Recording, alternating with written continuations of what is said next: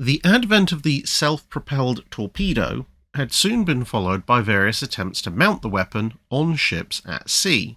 Most battleships, cruisers, and other like vessels would soon be carrying at least some. But the standout development was the torpedo boat, a small, dedicated fast attack weapons platform built almost entirely around the use of torpedoes. With minimal or perhaps no other armament, and no armour, their sole purpose was to try and deliver ship-killing firepower quickly before they could be blown out of the water. But many of these early torpedo boats were far too small for serious ocean-going operations, lacking both the range and seakeeping, while also being just a little bit too large to be carried into battle en masse on a mothership.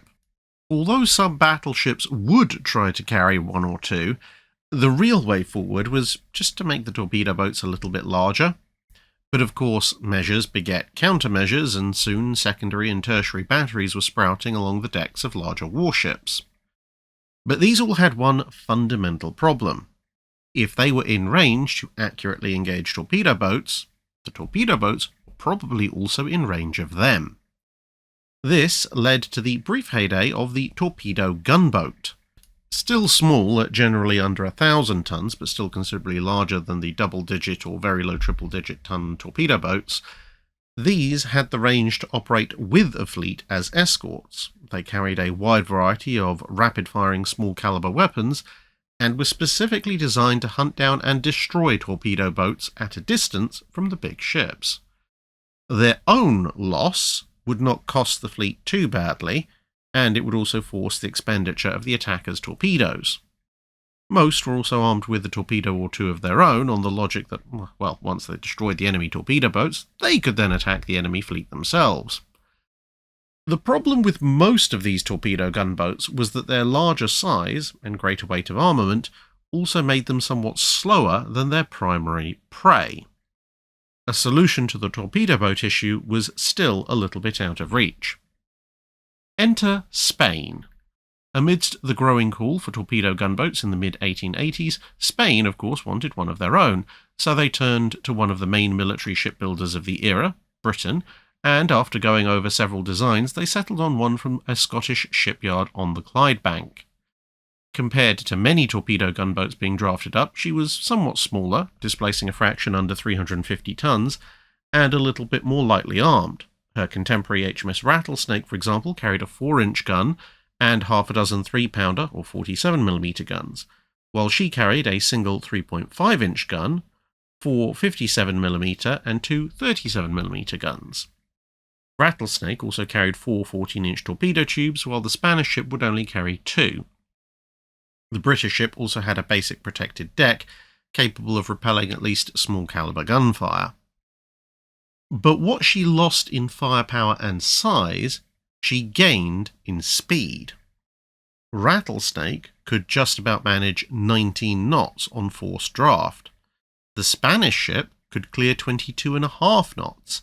This made her as fast, or faster, than the vast majority of torpedo boats then in service or under construction, while being considerably more heavily armed and more seaworthy than them at the same time.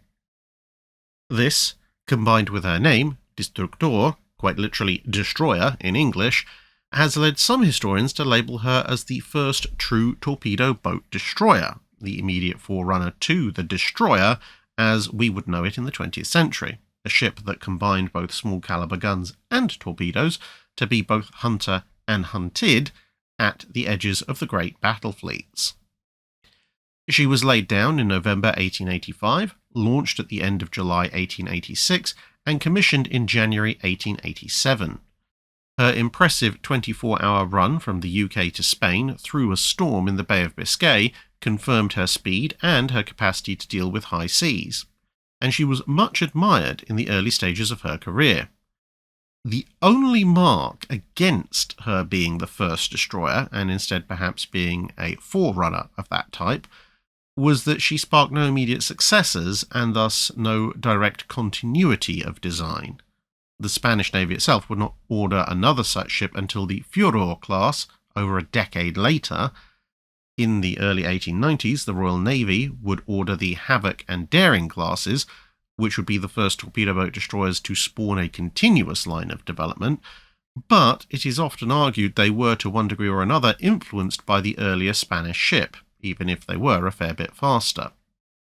Regardless of exactly how you want to define her, Destructor would go on to survive the Spanish-American War by being placed in defense of Cartagena and thus nowhere near American ships. However, by the latter part of the 1900s, with the rapid development of true destroyers, it was clear that her by now slow speed made her obsolete, and she was decommissioned at the start of 1908 before being sold for scrap at the end of 1911. That's it for this video. Thanks for watching. If you have a comment or suggestion for a ship to review, let us know in the comments below. Don't forget to comment on the pinned post for dry dock questions.